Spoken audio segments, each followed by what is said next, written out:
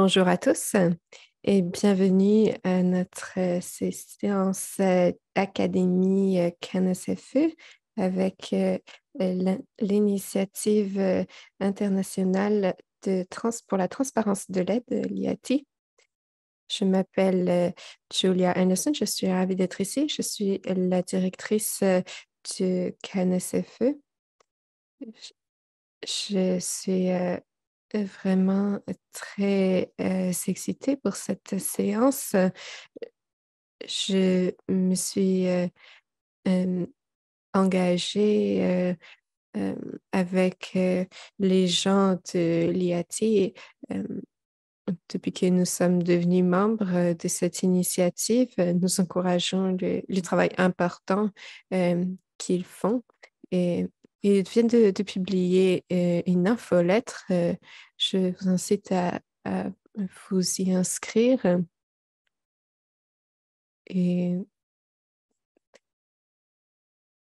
j'ai trouvé un article qu'ils ont publié concernant les organisations comme nous et leur incapacité à démontrer et à suivre les interdépendances et les relations dans le réseau qu'ils appellent un paysage complexe du développement international. Vous n'avez pas une ligne droite de parties prenantes. Et donc, c'est évidemment un espace très important pour la transparence. La séance d'aujourd'hui est en partenariat avec Affaires mondiales Canada, euh, qui sont aussi partenaires, fiers d'être partenaires et se sont engagés, je pense, en tant que donateurs, pas mal. Bien sûr, nous nous réunissons de façon virtuelle à travers tout le Canada et donc pour cette raison, je pense qu'il est important de reconnaître les divers territoires sur lesquels nous vivons et travaillons en tant qu'ONG à travers l'île de la Tortue et adresser notre respect aux peuples autochtones qui sont ici depuis la nuit des temps en tant que gardiens traditionnels de ce territoire. Comme vous le savez, le Canada euh, est une partie du territoire euh, ce territoire que nous partageons avec les États-Unis brûle et donc il est important de mettre l'accent sur les soins à apporter au territoire et le rôle des peuples autochtones là-dedans. L'interprétation simultanée est disponible. Vous pouvez cliquer sur la petite icône en forme de globe et sélectionner la langue de votre choix. Cette séance est enregistrée et sera partagée dans les prochaines semaines sur notre site web. Si vous avez un collègue qui ne peut pas participer aujourd'hui, n'hésitez pas à partager l'enregistrement et à le distribuer largement. Nous aurons une séance de questions-réponses à la fin qui sera facilitée par les modérateurs de cette session. N'hésitez pas à mettre vos questions dans la boîte de clavardage dans une langue ou dans l'autre et nous essaierons d'y répondre à la fin. Si vous avez des soucis techniques, nous avons notre assistante technique Tina Larochelle qui est très compétente et qui pourra résoudre tout souci technique avec une grande maîtrise. Alors, je voudrais maintenant souhaiter la bienvenue à nos collègues Anna et Sarah. Anna est une spécialiste de la communication externe et des partenariats à UNIP et Sarah est la spécialiste des pays partenaires auprès du NDP. Je suis ravie d'avoir ces individus avec nous aujourd'hui et qui ont accepté de participer à cette séance. Alors, sur ce, je vous cède la parole, Anna et Julia. Merci, Julia. Nous sommes ravis d'être ici et nous avons vraiment hâte de partager plus d'informations sur IATI avec vous. Comme l'a dit Julie, je m'appelle Anna Whitson. Je suis spécialiste des communications externes et des partenariats pour l'IATI au Programme de développement des Nations Unies à New York. Et ma collègue Sarah Macduff est euh, notre partenaire, également un spécialiste de support au pays ici à New York également. Aujourd'hui, nous avons un ordre de jour très rempli pour vous et cette présentation va vraiment nous faire qu'effleurer la surface de ce qui peut être offert. Alors, prenez cette séance comme une introduction à l'initiative IATI et nous allons vous parler des différentes façons desquelles vous pouvez vous engager dans cette initiative euh, et comment vous pourrez utiliser ces données. D'abord, aujourd'hui, nous allons nous présenter un petit peu l'ITIA et ces données. Nous allons tenter de comprendre les données et vous donner également des outils d'accès aux données de la IATI. Nous avons une suite de données, des outils d'accès qui sont disponibles publiquement pour utiliser par vous. Et nous allons ensuite passer la dernière partie de la séance à passer à des questions un petit peu plus pratiques. Savoir comment vous pouvez utiliser les données de l'IATI dans votre travail que, euh, et comment poursuivre avec l'IATI. Alors, par exemple, comment euh, trouver toutes les dépenses en matière humanitaire en dollars canadiens pour 2022, ce genre de choses. Et finalement, comment poursuivre avec l'IATI. Nous avons un petit sondage rapide avant de continuer que je vais lancer maintenant. Ah, le sondage était déjà lancé. On dirait qu'il a déjà été complété. Alors, la question était, dans quelle mesure connaissez-vous l'IAT? Euh, dites, faites-moi un pouce en l'air si vous pouvez voir les résultats. Alors, dans la salle, on dirait que nous avons plus de la moitié qui sont complètement novices pour cette initiative. Très bien, on va vous en parler un peu plus. Plusieurs aussi nous disent j'ai quelques connaissances, mais je vais en apprendre plus. Et enfin, 12% nous disent qu'ils sont des spécialistes. Donc, on a un bon mélange dans notre public.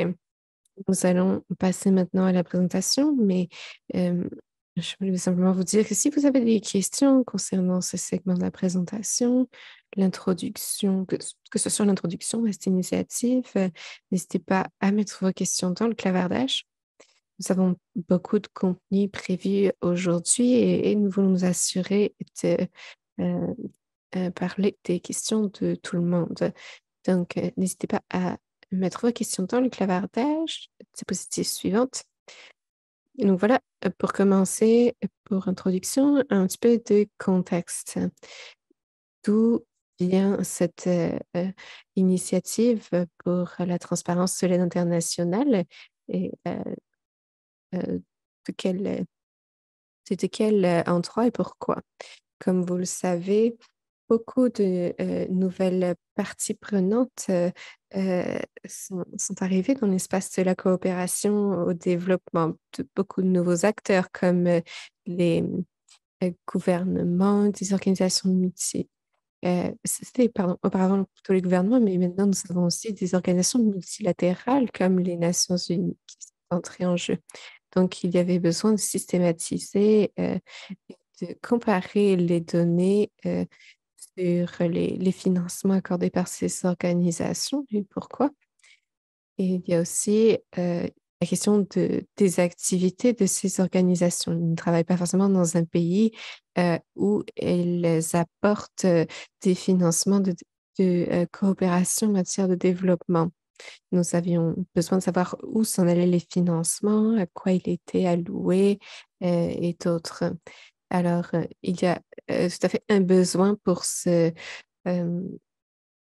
cette, euh, ce survol, en fait, de cette structure compréhensive du développement et des activités humanitaires. Nous devons savoir qu'est-ce qui est financé, quand il est financé, à hauteur de combien, dans quel secteur, est-ce que ça se passe et euh, quelle est la responsabilité vis-à-vis des fonds jetés dans les activités. En 2008, et la communauté internationale s'est réunie et a décidé de rendre ce genre de données accessibles à tous. C'est important de regarder de l'avant et d'être transparent. Donc, c'est ce qui a donné naissance à l'IATI. Alors, tout- qu'est-ce que l'IATI? C'est une initiative mondiale visant à améliorer la transparence des ressources en matière d'aide humanitaire et de développement et de leurs résultats en matière de développement et de ressources humanitaires.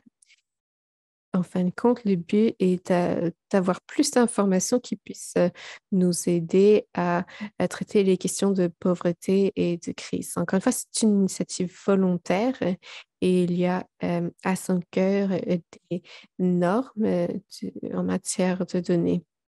Nous avons presque 100 membres actuellement qui ont un rôle en matière de gardiennage, de gouvernance de l'initiative.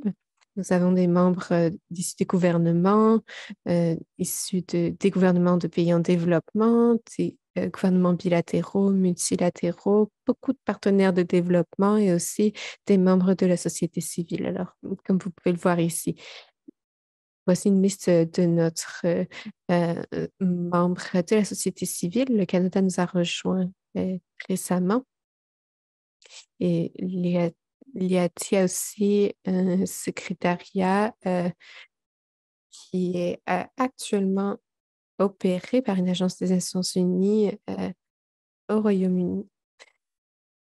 Alors, voilà les considérations générales, mais qui fait exactement l'IATI? Nous avons toutes ces organisations qui essaient de traiter les questions de pauvreté et de crise internationale. Leur financement est connu, mais dans leur un format spécifique ou dans leur propre système. Donc, ce que nous voulions offrir, c'est un système commun et une norme en matière de données qui puisse rendre ces données comparables et afin qu'elles puissent être publiées dans nos ressources en ligne, nos outils en ligne. Une fois ces données publiées, elles deviennent ouvertes, accessibles et comparables pour tout un chacun dans le monde. Elles sont gratuites également. Alors, comment accéder à ces données? Nous avons une suite euh, d'éditeurs, de personnes responsables de la publication. Ils récoltent les données internes, les organisent selon notre norme et ensuite les publient en ligne. Sarah va vous faire une démonstration un petit peu plus tard. C'est des ressources qui sont disponibles pour quiconque souhaite les utiliser. Par exemple, beaucoup de plateformes utilisent ce système de données. Les Nations Unies, bien sûr, et aussi l'Union européenne a son portail de transparence. Euh, une fois que les données sont en ligne, donc elles sont gratuites et disponibles à tous. Alors, qui publie les données sur les activités et les dépenses au sein de l'IATI? Nous avons actuellement plus de 1500 éditeurs qui publient ces données. Encore une fois, c'est un processus qui a une base bénévole. et ce n'est pas une liste d'informations exhaustive, mais nous en avons tout de même beaucoup. La plupart des gouvernements bilatéraux, la plupart des organisations multilatérales, certaines des ONG les plus grandes ou certaines des institutions financières de développement ont publié leurs données via notre plateforme afin de vous montrer un petit peu plus concrètement qui publie. Voici une liste d'exemples s'appliquant à la région Asie-Pacifique. Donc, voilà certaines des plus grandes organisations qui publient leurs données. Vous voyez des organisations bilatérales ici, multilatérales, des, la Banque de développement asiatique, pour l'Asie, pardon, la Banque mondiale, les Nations unies, les agences des Nations unies, beaucoup d'organisations du secteur privé également. Euh, Ensuite, cette diapositive suivante. Alors, de quoi on parle? Que voulons-nous dire par données YATI? Et quelle est cette norme régissant les données YATI? Beaucoup. La plupart du temps, les gens veulent savoir des informations de base. Quel est le titre des activités, leur description? Est-ce que ce sont des activités actuelles ou passées? Et aussi qui participe à ces activités, qui sont les bailleurs de fonds, qui les mettent en place. Voilà l'essentiel de pourquoi les gens viennent chercher cette information. Demandons aux citeurs de publier des données futures autant que possible, des données sur les budgets, les prévisions de dépenses, parce que c'est très utile pour les organisations nationales, particulièrement les gouvernements ou les organisations de société civile qui cherchent à savoir qui reçoit du financement dans leur secteur pour leur pays, le pays par lequel ils sont intéressés. Donc, on a des engagements, des versements, des dépenses, ce genre de choses. Encore une fois, il y a aussi la possibilité d'ajouter des données géographiques sur l'endroit où les fonds sont dépensés. Euh, Par exemple, dans le cas de la construction d'une école, où est-ce que cette école se trouve? Il y a aussi des classifications pour les données. Quel secteur est classifié, euh, et dans quel secteur est classifiée l'aide? Euh, Excuse-moi, j'ai un petit souci technique ici, je ne me vois plus. Euh, je dois m'arrêter un instant. Je crois que j'ai perdu mon chargeur. Un instant.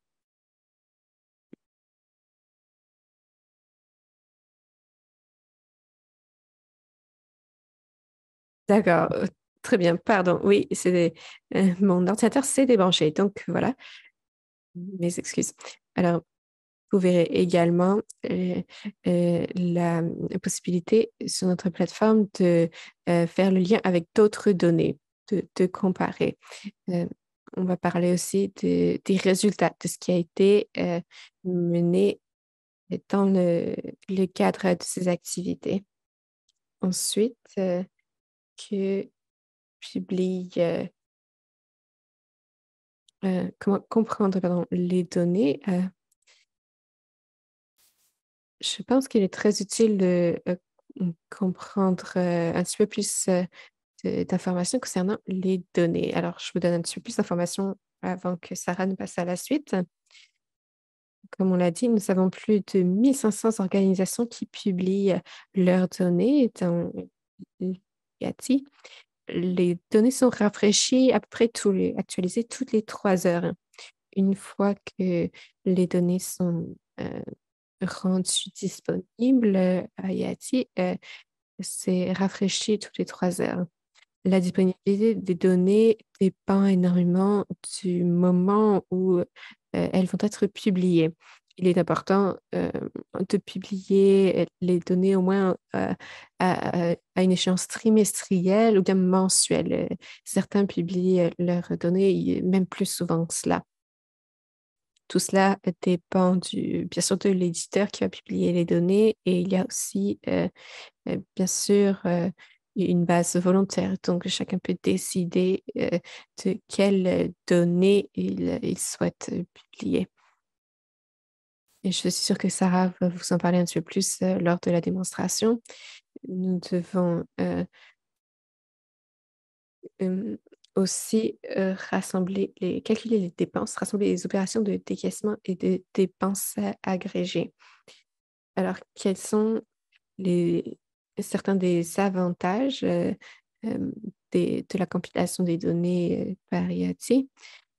Les données sont très riches et selon l'organisation qui les publie, il y a bien sûr des variations sur ce qui est inclus, mais les détails sont très solides. Les données sont aussi disponibles de façon standardisée. Donc, l'important, c'est d'avoir une norme en matière de données afin de les rendre comparables. Aussi, euh, ce qui est de la fréquence, les euh, données sont publiées au moins de façon trimestrielle, mais les organisations qui publient des données le font généralement beaucoup plus fréquemment que dans d'autres sources que l'IATI. On s'assure que les données soient euh, publiées de façon appropriée dans le temps. Il y a aussi une une bonne façon de voir comment les donateurs vont allouer des financements à l'avenir, quels sont les projets en cours de planification et de dépenses prévisionnelles. Donc, c'est très utile. Nous voulons aussi être ouverts, enfin, pour ce qui est des limites. Il y a des processus que nous cherchons constamment à améliorer et il y a des limites lorsqu'on cherche à analyser les données qui sont publiées. Et on peut vous aider, bien sûr, à gérer ces difficultés. Il y a de nombreuses informations riches et détaillées, mais encore une fois, c'est à chaque organisation de décider qu'est-ce qui sera publié, quand le publier et qu'est-ce qui sera inclus. Ensuite, beaucoup de grandes organisations publient leurs données de façon mensuelle et d'autres beaucoup plus rarement, par exemple, les plus petites organisations qui n'ont pas forcément le moyen de publier fréquemment. Ensuite, les données sont complexes, il peut y avoir un double comptage. Euh, il y a différentes approches utilisées par les organisations qui publient. Donc, nous voulons vraiment vous permettre de euh, connaître les différentes limites. Je vais maintenant céder la parole à Sarah qui va vous faire une démonstration et ça va vous rendre, j'espère, les choses plus concrètes euh, à l'esprit. Merci, Anna. Nous allons maintenant parler un petit peu plus de euh, comment accéder à ces informations.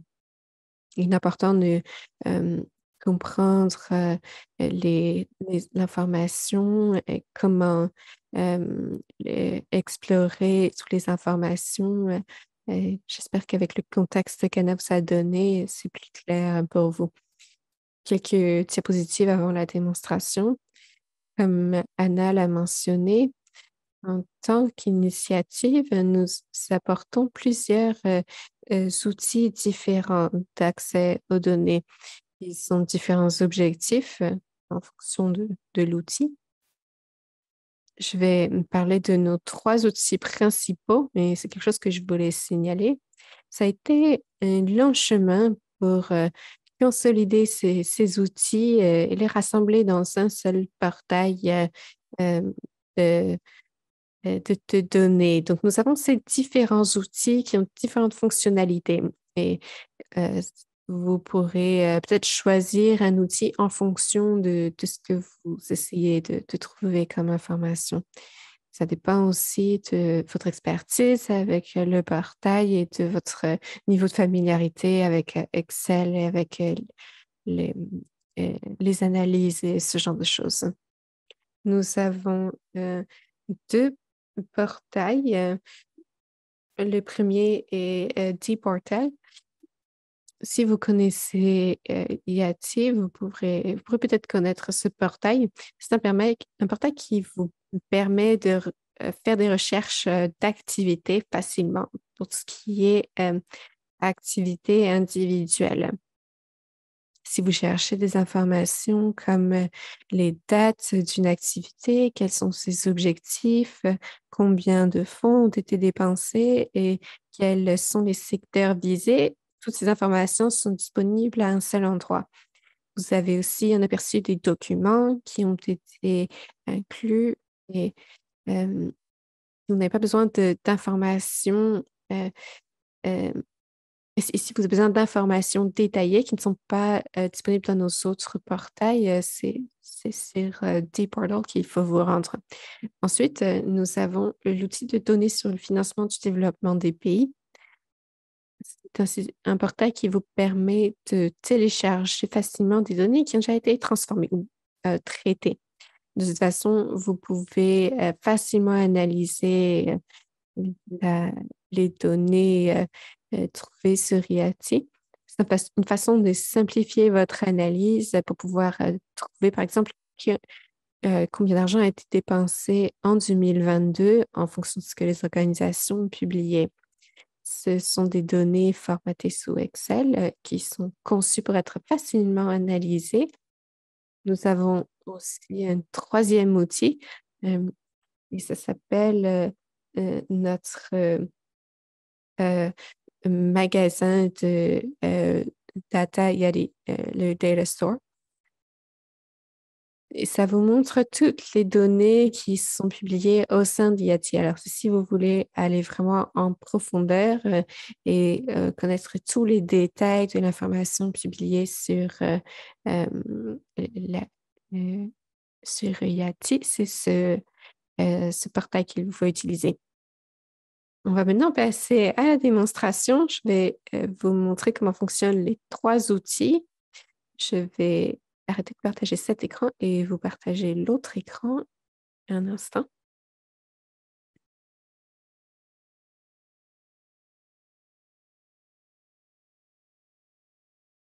Alors, j'espère que nous sommes prêts maintenant. J'espère que vous voyez ici l'outil de données sur le financement de développement des pays sur votre écran. D'accord. Un instant. Alors, voilà l'outil de données sur le financement de développement des pays. Ensuite, nous passerons à dPortal et puis enfin à la recherche Data Store. Je vais vous parler un petit peu de différentes façons de s'orienter dans ces outils, les différentes fiches Excel que vous pouvez télécharger et n'hésitez pas à mettre vos questions dans le clavardage si vous en avez. Alors, si vous arrivez sur cette page, c'est la page principale de l'outil, et donc vous pouvez, donc nous l'avons mis dans la boîte de clavardage. Donc, si cela vous intéresse, vous pouvez cliquer dessus et suivre de cette façon-là. Mais donc, deux choses essentielles dont je veux parler avant de rentrer dans les données en elles-mêmes. Cet outil est disponible en anglais, français, espagnol ou portugais. Donc, si vous voulez explorer cet outil en français, vous pouvez le faire. Et nous avons des informations importantes dans la section à propos. Et donc, si vous êtes intéressé par la méthodologie, comment nous traitons ces données, c'est disponible ici. Et si vous êtes intéressé au niveau donc des lignes donc de référence, dépenses, vous pouvez le faire parce que cela va vous expliquer comment utiliser l'outil, mais aussi l'explanation du terrain de données qui sont inclus et peut-être aller un peu plus en détail. Et c'est disponible aussi dans plusieurs langues et cela vous montre donc là que c'est disponible. Mais si nous retournons sur la page, donc la page principale, eh bien, la fonctionnalité principale ici de cette page, eh bien, la fonctionnalité d'origine que nous voulions faire, c'est de pouvoir avoir accès aux données par pays. Donc, vous pouvez voir ici que vous pouvez télécharger les dossiers par pays. Donc, si vous voulez faire une analyse juste sur à propos de l'Afghanistan, vous pouvez cliquer sur ce dossier et dans n'importe quelle langue et cela va vous donner toutes les données à propos de l'Afghanistan, c'est-à-dire toutes les données qui ont été publiées ainsi que les données sous-jacentes qui sont incluses dans cet outil. Vous pouvez les télécharger, vous pouvez analyser ces données grâce à cette table. Alors, vous cliquez ici pour vous donner, donc, explorer les données via le tableau de bord. Ensuite, vous pouvez donc aussi personnaliser quelles sont les données que vous voulez télécharger, quelles sont les choses que vous préférez, et donc télécharger votre tableau préféré et personnalisé. Donc, je vais vous montrer de quoi il s'agit. Donc, cela est disponible donc par pays, par organisation et par secteur. Donc, si vous cliquez sur Explorer, donc le tableau bord Explorer donc, par données, je pense que c'est la meilleure façon de pouvoir savoir ce que vous pouvez faire avec cette information. Donc, ce que vous regardez en ce moment, eh bien, c'est donc en dollars américains. Vous pouvez le changer en euros. Et sur cette carte ici, ce sont les ressources qui ont été budgétées pour être dépensées en 2022. Si vous voulez le changer en dépenses, eh bien, vous pouvez le voir, l'argent qui a été dépensé en 2022 dans tous ces différents pays. D'accord? Donc, nous allons par exemple cliquer sur Brésil. Nous voyons que le montant total qui a été dépensé en 2022. Bien sûr, vous pouvez personnaliser cela. Vous pouvez le regarder via un tableau, une charte. Mais encore une fois, ça vous donne ça vous donne l'opportunité de savoir combien ont été dépensés, combien a été dépensé dans certains pays et pour cette année précise. Si vous descendez sur la page, cela vous montre aussi l'argent dépensé par des organisations qui font des rapports là-dessus, et donc qui a dépensé le plus d'argent donc au niveau des organisations. Donc vous avez le développement américain, USA, ID, donc USAID ne donnent pas leur budget. Comme je le dis, quelquefois, il y a des organisations qui donnent des données, mais pas toutes les données parce que ce ne sont pas des données qui sont obligatoires. Mais comme vous pouvez le voir ici, la Banque mondiale a dépensé cet argent. Vous avez les États-Unis, ça vous donne 10 résultats. Il y a beaucoup plus d'organisations. Vous pouvez augmenter le nombre d'organisations. Vous avez la liste ici. Vous pouvez le faire sur un tableau. Ça vous permet de cliquer sur l'organisation particulière sur le tableau de bord. Mais si nous descendons tout en bas, nous avons aussi par catégorie de secteur. Donc, c'est le même type de concept, n'est-ce pas? L'argent qui a été dépensé en 2022 et donc par secteur. Et vous voyez par exemple la santé ici qui sera intéressant, je pense, pour vous. Et nous pouvons donc considérer le secteur de la santé d'une façon plus rapprochée. Mais vous avez cette fonctionnalité. Vous pouvez télécharger toutes ces données avec ces tableaux, ces graphes. Vous pouvez télécharger donc les résultats finaux et des choses qui vous sont intéressantes. Et puis aussi, vous pouvez mettre des filtres en place donc avec d'autres champs de données. Vous pouvez donc personnaliser de cette façon avec les filtres. Par exemple, vous pouvez, avec l'organisation en particulier, vous pouvez peut-être le type d'aide qui a été fait au niveau peut-être des financements, des prêts, des activités au niveau de l'humanitaire. Vous pouvez choisir un secteur en particulier. Mais par exemple, on va dire que je veux vraiment voir les dépenses des agences des Nations Unies. Donc, vous pouvez aller sur les organisations Nations Unies, vous cliquez là-dessus, ça va vous donner toutes les organisations des Nations Unies, vous voyez quels sont les filtres qui ont été paramétrés et ensuite vous avez les dépenses qui ont été faites juste par les Nations Unies et les différentes filiales des Nations Unies. Donc ça, ce sont c'est le tableau de bord qui sont un peu plus larges. Mais si vous êtes intéressé par un pays, pour un pays particulier, vous pouvez cliquer sur un pays, sur une région. Nous avons choisi le Pakistan ici, et ce tableau de bord est un petit peu différent, mais c'est similaire par rapport aux pays qui ont reçu de l'argent par organisation et par catégorie. Donc vous pouvez regarder le graphe, l'organisation est le même que je vous ai montré dans le tableau de bord tout à l'heure. Alors ici, vous avez donc le sommaire qui vous montre l'argent qui a été dépensé sur 6 ans. Voilà, ça c'est donc ce qui a été dépensé il y a quelques années, ce qui va être dépensé à venir au niveau des budgets qui sont déjà créés. Et donc le montant de ces données va évidemment diminuer le plus vous allez dans les années. Mais ici, pour les ressources qui ont été budgétées en 2024, qui ont déjà été archivés en 2025 et en 2026. Évidemment, vous pouvez retourner sur chaque organisation qui a budgétisé de dépenser cet argent. Vous pouvez voir ici donc quelles sont ces organisations. Donc encore, nous en sommes à 2022, mais ça vous montre les données par les organisations, par catégorie de secteur, par le type de financement, que ce soit une bourse, que ce soit un emprunt, que ce soit une différente variété de catégories. Vous avez donc le type d'aide qui a été fait, soutien budgétaire par exemple, ou d'autres modalités, mais c'est la modalité comment cette ressource a été offerte. Vous avez donc le type d'organisation aussi, donc par groupe, que ce soit multilatéral, bilatéral, des ONG, ce genre de choses. Et puis, vous avez aussi le section développement et humanitaire. Ici, vous avez les activités individuelles. Donc, comme on a commencé avec toutes ces données qui sont dans une activité particulière et nous pouvons les analyser pour pouvoir générer ces différents tableaux et graphes.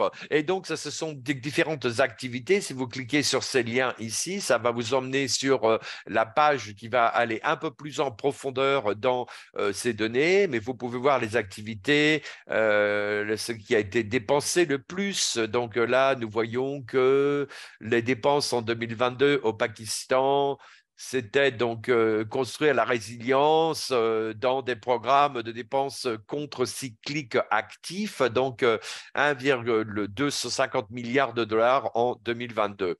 Si nous allons maintenant par les organisations qui nous donnent leurs données. Vous pouvez cliquer, vous pouvez faire une recherche, vous pouvez cliquer sur la page. Donc, si nous pouvons chercher, par exemple, pour ces Gavi, eh bien, nous pouvons considérer Gavi et nous pouvons constater où Gavi dépense de l'argent. Évidemment, toutes leurs dépenses sont dans la santé, dans le secteur de la santé, évidemment.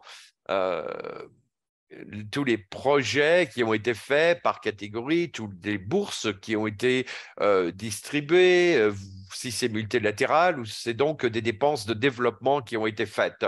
Ensuite, vous voyez toutes les activités de Gavi ici que vous pouvez explorer un petit peu plus et donc vous pouvez mettre des filtres en place si vous voulez peut-être examiner un pays en particulier. Nous allons retourner sur l'Afghanistan avec les activités. Donc, vous voyez ici que pour Gavi en Afghanistan, eh bien voilà, c'est le tableau de bord. Alors, si nous allons dans la catégorie, la catégorie donc par secteur, on va aller dans la santé. Et encore une fois, c'est le même concept, hein. Vous pouvez avoir plusieurs différents tableaux de bord qui vous feront arriver au même résultat, mais vous pouvez mettre en place des filtres pour des choses qui vous intéressent le plus. Mais ceci ce sont des ressources donc au niveau des dépenses qui ont été faites en 2022. Ça, c'était les budgets. Ça, ce sont les dépenses par pays. Vous pouvez constater ici la liste des pays où les dépenses de santé ont été les plus importantes. Le Nigeria est ici tout en haut. Alors, nous allons peut-être au niveau des dépenses, l'un des plus hauts, hein. Vous pouvez voir, essayer de faire ressortir tout cela. Donc, c'est la même façon de faire, hein. Quelles sont des activités donc en bas de la page. Je suis un petit peu trop longue, je passe un petit peu trop de temps là-dessus, donc je vais aller un petit peu plus vite. Ça, donc, c'est donc pour le téléchargement des données personnalisées. Nous parlerons de cela un petit peu plus en détail, mais je voulais vous montrer tout d'abord que c'est là où vous pouvez voir peut-être mettre en place et télécharger vos propres données. Et donc, ce qui pourrait être intéressant pour ce groupe, évidemment, et peut-être que c'est vrai ou ce n'est pas vrai, mais vous pouvez peut-être en rajouter des colonnes ici. Quels sont donc les rapports que vous faites ici, les systèmes de rapports ici, donc par organisation. Et ensuite, j'allais juste rajouter. euh, on va écrire Affaires globales Canada, Global Affaires Canada. Et donc, ensuite, vous pouvez, avec des filtres par secteur, vous voulez peut-être considérer quelque chose comme la santé donc, des femmes, la planification familiale. Vous avez certaines catégories, certains secteurs particuliers et individuels, et vous pouvez examiner ici l'activité qui donc répondent à ces différents critères. Donc, je vais rajouter un secteur ici, vous pouvez le constater, et donc vous voyez où donc les soins de santé ont été dépensés, et donc vous pouvez voir ce qui a été montré donc, dans ces données. Vous pouvez télécharger cela. Et cela vous montre donc 10 résultats pour ces données qui ont été téléchargées ici. Et puis, évidemment, vous pouvez aussi savoir quelles étaient l'organisation qui a reçu ces différentes ressources. Vous pouvez rajouter l'organisation qui a reçu ces fonds. Si vous voulez savoir quel était le type de financement, vous pouvez voir ici qu'il y avait une activité ici en haut avec Affaires mondiales Canada qui ont été publiées. Et donc, le pays qui a reçu cet argent était la Tanzanie. Vous aviez donc l'activité identifiant qui est un code unique pour cette activité. Vous avez le nom, le secteur, donc la santé sexuelle, la santé reproductive.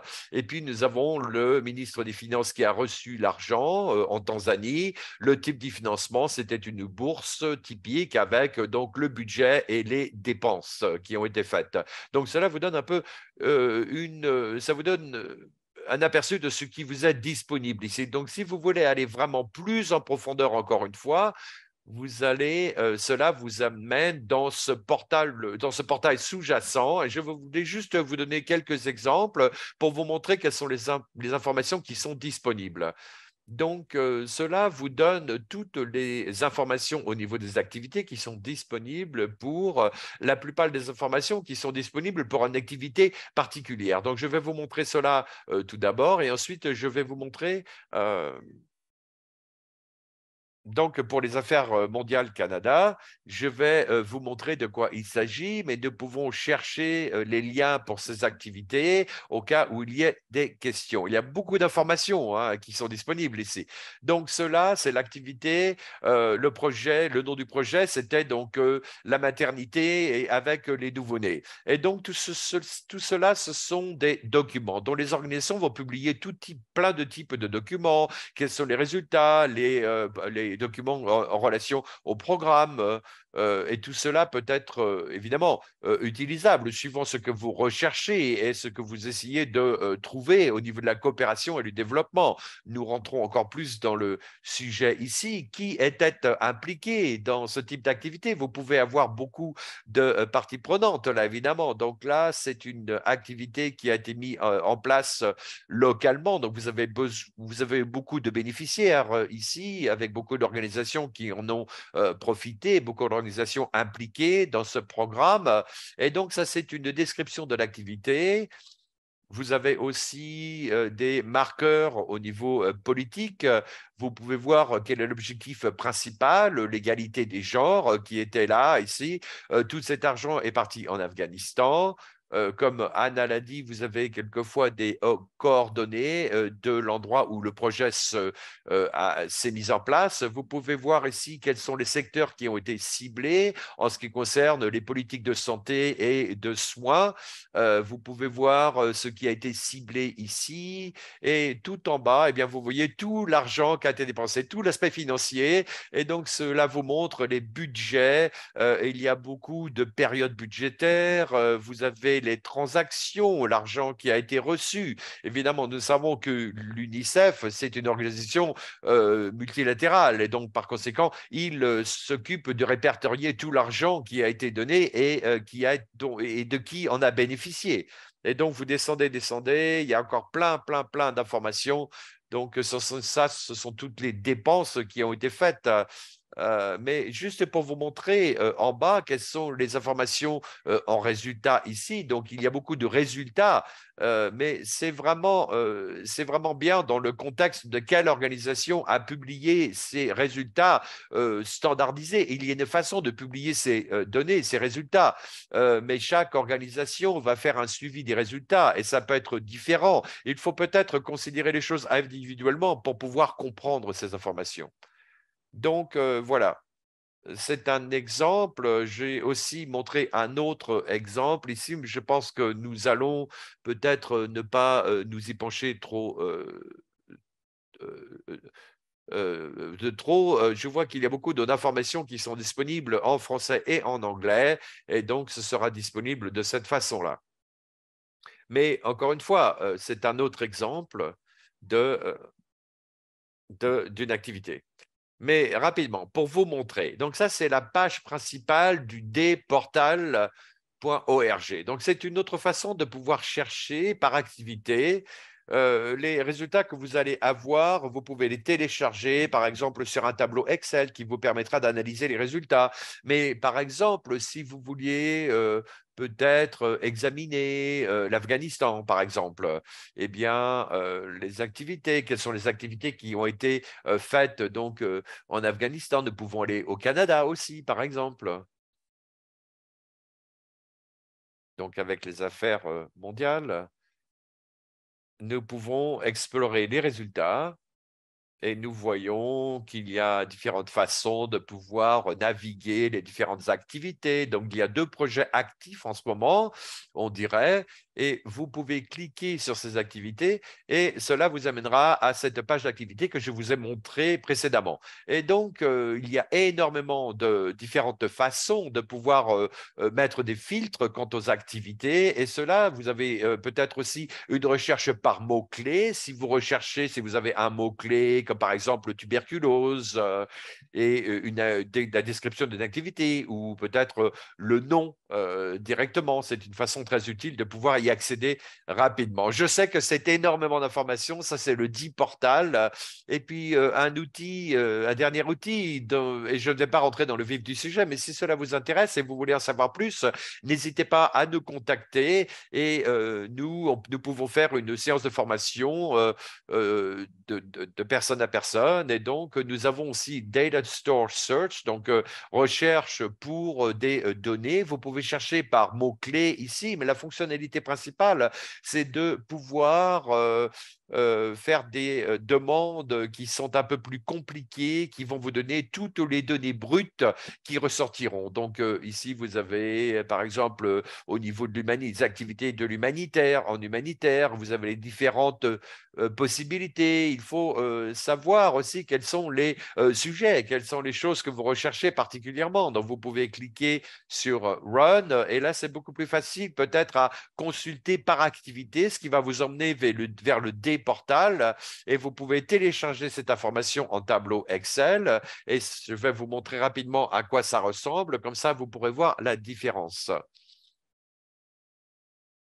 J'ai j'ai sélectionné toutes les activités dans l'humanitaire, donc ça va prendre un petit moment. Peut-être je devrais être plus sélective.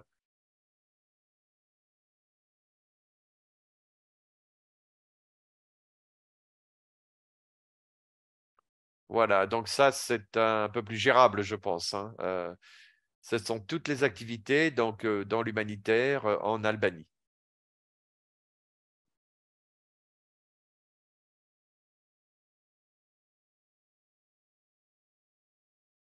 Et voici, nous avons les données qui sont ressorties maintenant ici dans un tableau Excel.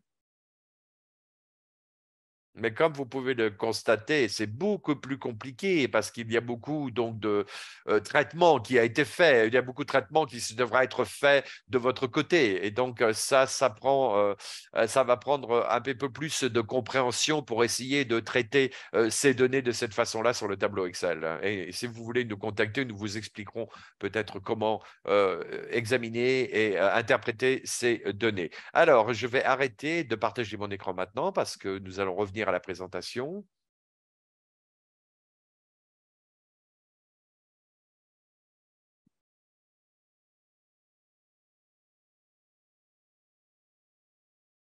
Alors, je pense que je regarde un petit peu s'il y avait peut-être, je suis en train de regarder s'il y avait des questions. Il n'y a pas de questions dans le clavardage en ce moment, mais peut-être je vais repasser la parole à Anna qui va maintenant présenter les prochaines diapos et nous irons vers des exercices que vous pourrez faire pour essayer de comprendre, pouvoir explorer certains de ces outils. Donc, ce sera un exercice très utile pour vous. Alors, merci Sarah, merci pour cette démonstration. Je sais qu'il y a tellement d'informations, tellement de données qui sont disponibles. Donc, ça, c'est votre introduction, c'est votre présentation, c'est un parcours hein, sur lequel vous allez voyager, mais je pense que c'était une démonstration très utile. Nous allons passer à la diapo suivante. Maintenant que vous avez vu les données, vous avez vu quels sont les outils, qu'est-ce que les données peuvent nous apprendre et comment votre organisation peut utiliser ces données? Eh bien, nous avons donc fait une démonstration et nous peut-être considérons les projections, c'est-à-dire de voir quelles sont ces données à venir. Quelles ressources peut-on s'attendre à voir dépensées dans le pays, n'est-ce pas, pour un pays. Donc ça, ce sont des projections par des organisations au niveau du budget jusqu'à 3 ans à l'avance, d'accord? Et le revers de la médaille, ce serait donc les dépenses. Combien ils ont vraiment dépensé dans chaque trimestre de l'année fiscale. Et donc là, vous pouvez le faire revenir par trimestre. Ça, c'est intéressant de voir ces deux choses, donc les projections et les dépenses. Et donc là, vous pouvez vraiment rentrer plus en détail, comme Sarah vous l'a montré. Non seulement quelle est l'organisation qui donne ces ressources, qui offre ces ressources, mais qui a reçu, qui en étaient les bénéficiaires, quelles sont les activités, qu'est-ce qu'ils ont ciblé, quelles sont les modalités, quels sont le type de financement, les endroits où ça a été fait, et donc quelquefois quels étaient les résultats de ces activités. Et donc ce sont des choses que nous examinons et ce sont des questions à laquelle vous pouvez répondre si vous avez, lorsque vous avez ces données. Prochaine diapo, eh bien, je sais que certains d'entre vous sont nouveaux. Peut-être vous voyez les choses d'une façon sous un angle différent, un angle comptable peut-être. Et donc, il n'y a pas de façon standardisée de pouvoir examiner les résultats de l'ITA. Donc, vous n'allez pas le voir pour chaque activité. Vous ne verrez pas les résultats pour chaque activité. Mais lorsque vous le faites, vous allez peut-être voir quelles sont les choses qui en sont ressorties, le dénouement, les conséquences directes de l'activité et les résultats et l'impact et quelquefois les indicateurs avec des mesures numériques ou descriptives et des documents de résultats. Mais comme on l'a dit, dans certains cas, il y aura donc des demandes, il y a des résultats très robustes, des informations et nous savons que quelquefois ce n'est pas le cas. Alors, ça, c'était beaucoup d'informations, n'est-ce pas? Mais juste pour essayer de remettre tout cela en perspective, d'accord? Donc, pourquoi est-ce que c'est tout à fait pertinent pour les sociétés civiles et pourquoi il y a des organisations civiles qui utilisent ces données? Eh bien, ce que nous avons décidé de faire depuis les 2 dernières années, c'était ces 5 façons essentielles de pouvoir, de savoir pourquoi les organisations veulent utiliser ces données. La première chose, je pense que c'est la première chose, ce serait la redevabilité, n'est-ce pas? Les organisations qui veulent avoir des rétroactions sur des activités, des projets, comment ça fonctionne pour s'assurer que l'argent est dépensé tel qu'il l'avait prévu, ainsi que des dépenses qui n'étaient pas prévues, des choses comme ça qui sont essentielles pour les organisations.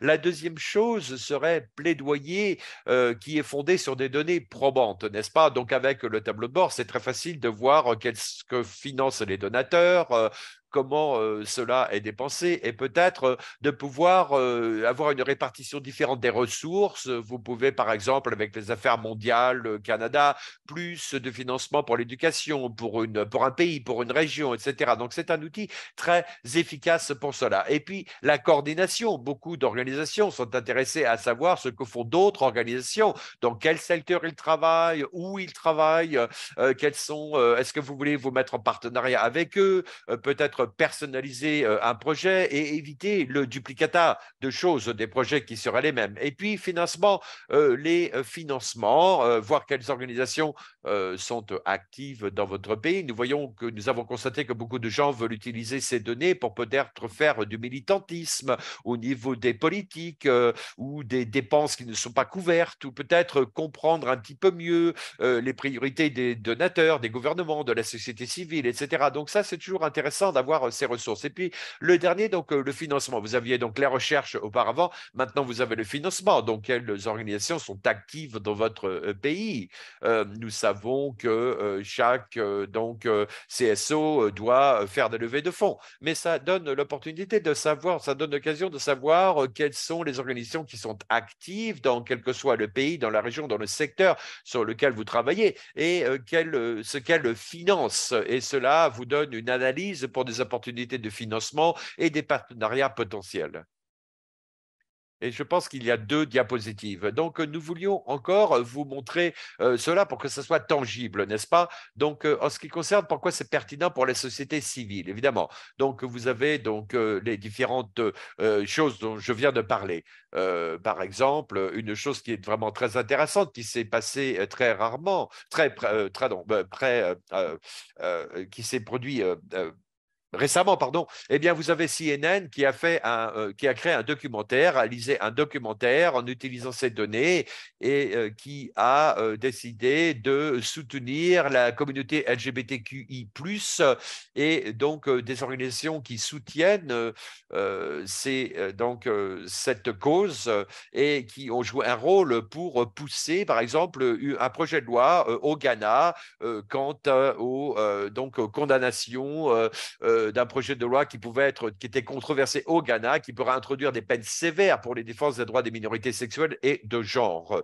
Et donc, ces données ont été utilisées de cette façon-là. Une autre façon, c'est pendant la COVID, c'était Save the Children UK qui a utilisé les données de l'IITA pour étudier l'impact des réductions de l'aide britannique et a constaté que les enfants sont les plus touchés par ces réductions, n'est-ce pas, lorsqu'ils ont considéré les données IITA. Au niveau de la coordination, eh bien, nous avons eu un nouvel partenariat qui s'appelait donc CEBI Livestock, hein, qui a développé c'était donc un projet très particulier. Ils ont développé donc un portail de projets sur l'élevage et donc qui a utilisé les données de IITA quant à la coordination dans le secteur de l'élevage pour capitaliser sur ces données. D'accord, prochaine diapo. Et puis, les 2 dernières ici, c'est juste pour vous donner un aperçu, parce qu'il y a tellement plus de cas d'utilisation et d'exemples. Et c'est juste là pour vous donner un petit peu, pour vous dire un petit peu de quoi il s'agit. Donc, Georgetown University a fait un projet de recherche pour essayer de savoir au niveau de la santé internationale et de la réponse à la COVID-19. Ils ont donc utilisé ces données et ils ont constaté qu'un très faible montant de ce financement était consacré aux causes liées à la santé mentale. Et donc, ils utilisaient les données de l'IITA pour arriver à cette conclusion. Et puis, au niveau du financement et des données, vous aviez World Vision UK qui a une priorité au niveau de certains pays. Et donc, ils ont utilisé les données de l'IITA pour connaître les principaux bailleurs de fonds dans ces pays prioritaires. Quelles sont les opportunités qui pourraient être présentes et des possibilités de financement. Et nous avons eu un webinaire à ce propos que nous serons très heureux de partager plus tard. Mais oui, donc je vais m'arrêter maintenant parce que cela vous donne vraiment une introduction de comment ces données sont utilisées et de comment vous pouvez les utiliser vous-même dans votre propre travail. Il nous reste quelques instants pour repasser la parole à Sarah et de parler d'exemples tangibles et comment vous pouvez faire différentes choses en utilisant ces données. Voilà, et je pense que je vais repasser la parole à Sarah, donc vous pouvez vous en occuper.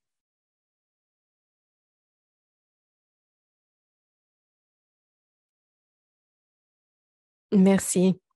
Alors maintenant, c'est le moment où nous voulons que vous réfléchissiez à toute cette information que nous venons de vous donner et réfléchir à comment vous pourriez mettre en application ces concepts vous-même et quelles questions vous pourriez avoir.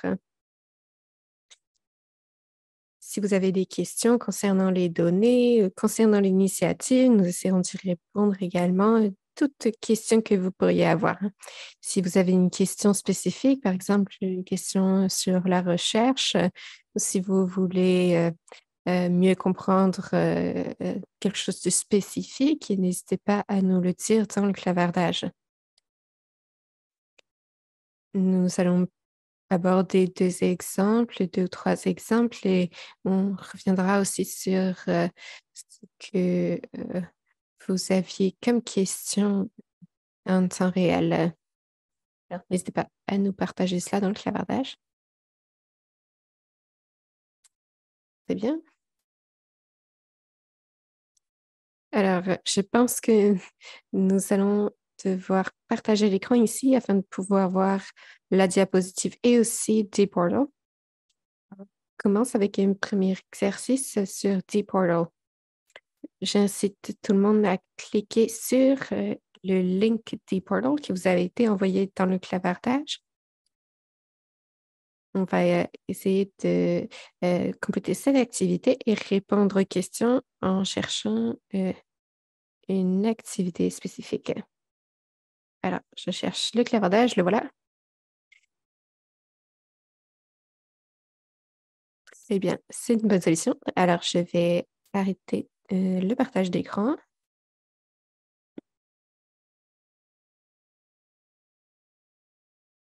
Voilà, j'espère que nous sommes prêts.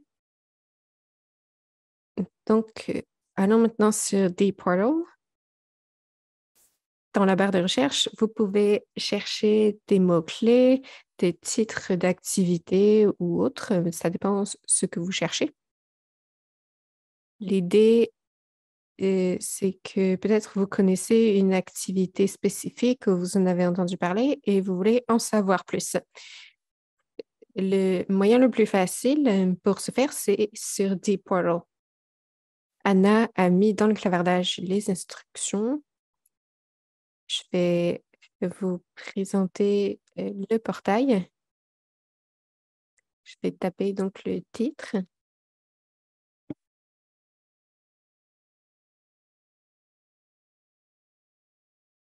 Et je vais consulter les résultats pour voir les différentes activités.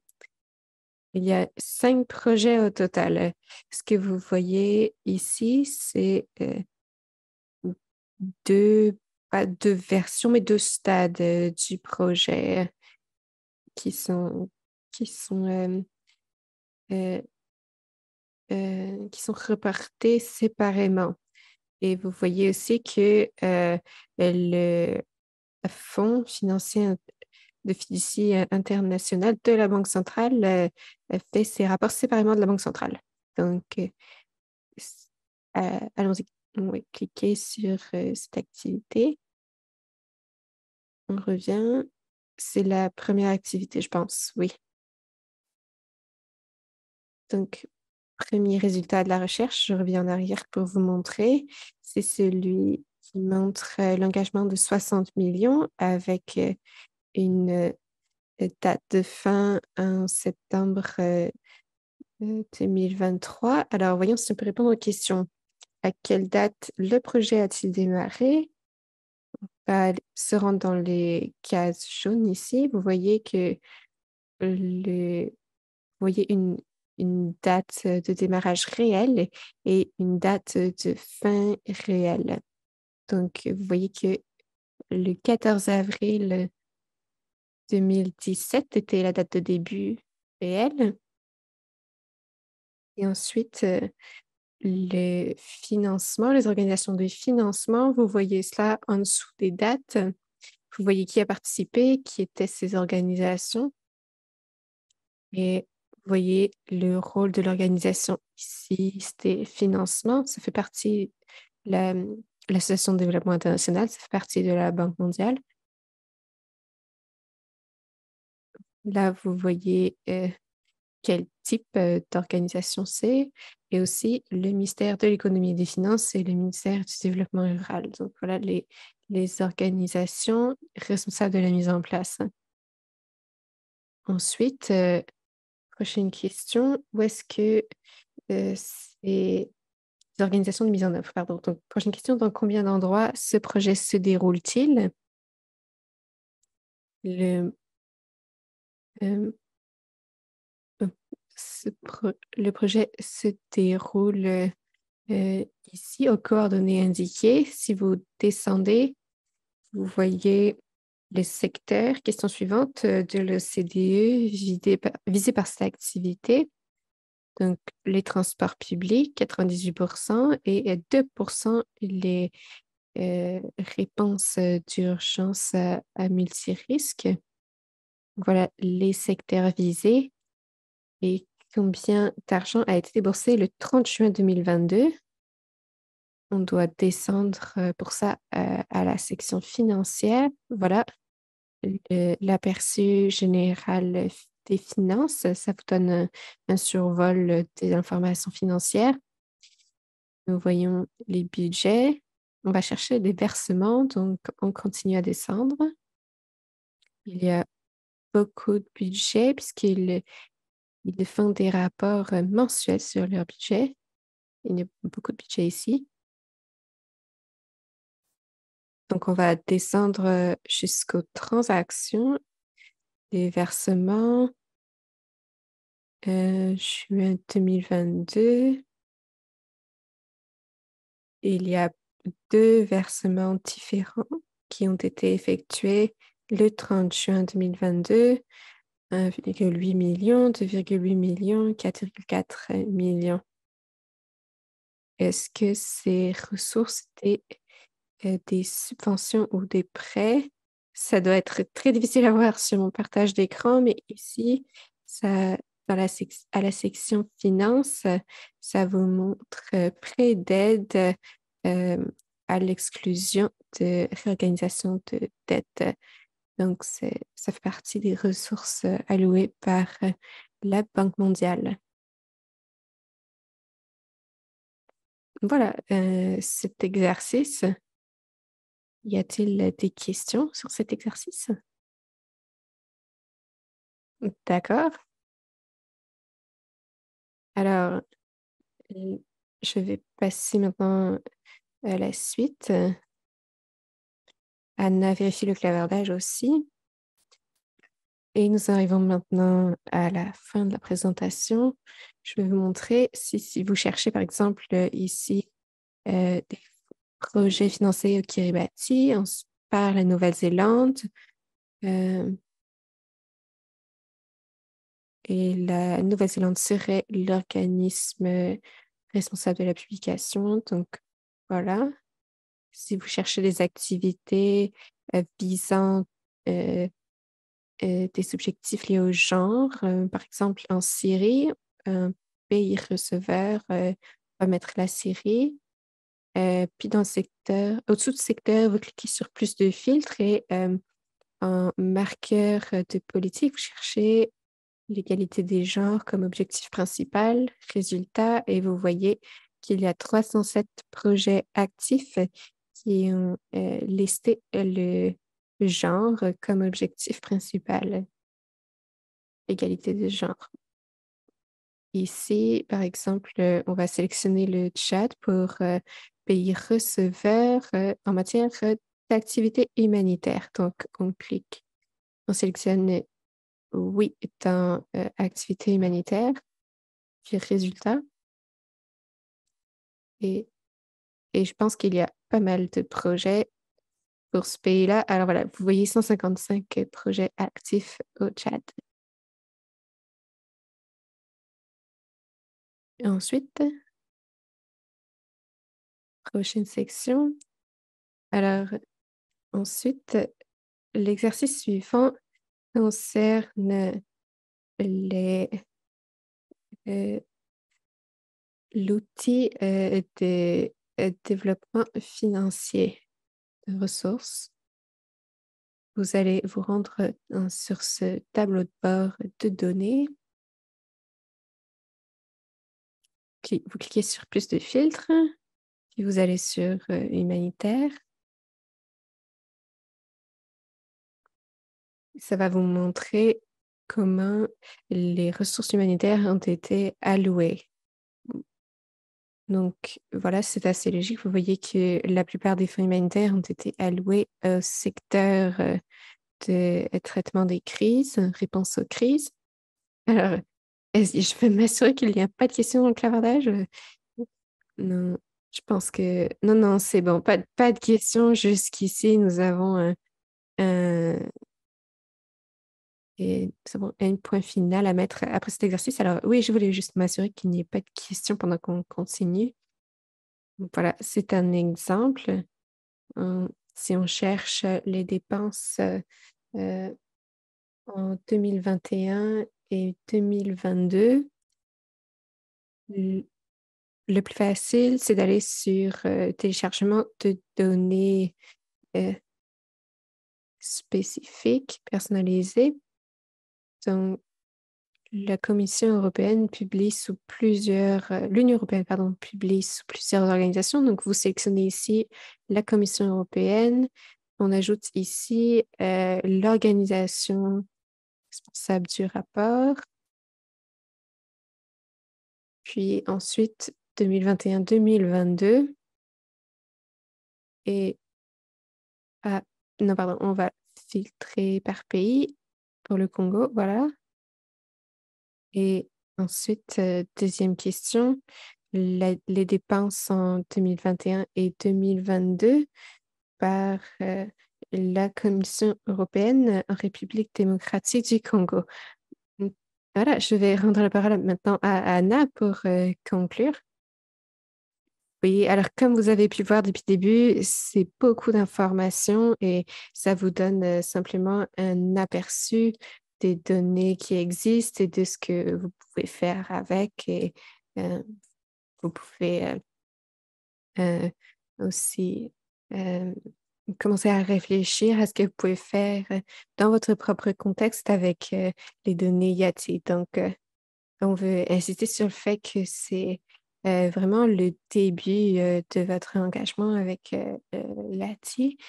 l'IATI.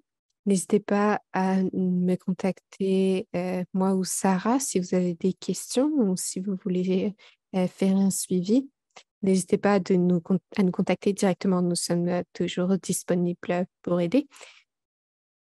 Voilà aussi quelques ressources sur l'IATI si vous voulez poursuivre votre expérience avec l'IATI. L'une des possibilités, c'est d'explorer les données, le CDFD et ses tableaux de bord et le D-Portal. Pour ceux qui sont intéressés par le traitement des données, nous avons ces documents d'orientation dont Sarah a parlé. Et si ça vous intéresse aussi de partager cela avec vos collègues, surtout n'hésitez pas à partager ces informations. Nous venions aussi insister sur une initiative très excitante. C'est ça euh, notre première expérience en matière d'apprentissage en ligne. Nous allons lancer ce cours cette année spécifiquement pour les organisations de la société civile. Et c'est un cours de 20 à 25 heures qui vous explique tout ce dont on a parlé aujourd'hui, mais en plus de détails. C'est une très bonne introduction à la façon d'utiliser ces données et ce sera un rythme beaucoup plus tranquille que ce qu'on a eu aujourd'hui. Alors, si ça vous intéresse, surtout partagez-le avec vos collègues euh, et tenez-vous au courant de ce que nous partagerons. Si ça vous intéresse de suivre ce cours, ou bien si vous voulez nous partager votre rétroaction, si vous y avez déjà participé, mais surtout n'hésitez pas à nous partager cela dans le sondage. aussi deux remarques rapides. Nous avons un bureau d'aide. Pour toute question, vous pouvez les contacter. Bien sûr, vous pouvez me contacter, Sarah ou moi. Et nous avons euh, un, un technicien, une personne d'aide aidée qui est disponible à l'adresse standard.org.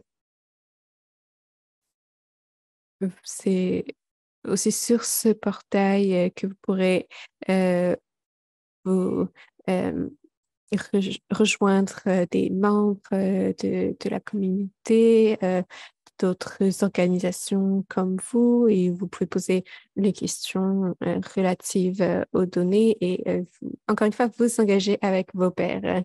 Alors, il est maintenant 14h45 pile. Je pense que nous allons nous arrêter ici. Merci d'avoir suivi cette présentation. Euh, euh, nous savons que c'était beaucoup d'informations en 1h15, mais nous espérons que nous pourrons continuer cette collaboration avec NCFE et n'hésitez pas surtout à nous contacter, Sarah ou moi-même, et à faire circuler nos adresses courriels. Euh, nous vous verrons, j'espère, dans la sphère Yati ou sur Yati Connect. Alors, merci beaucoup à tous. Au revoir. Merci.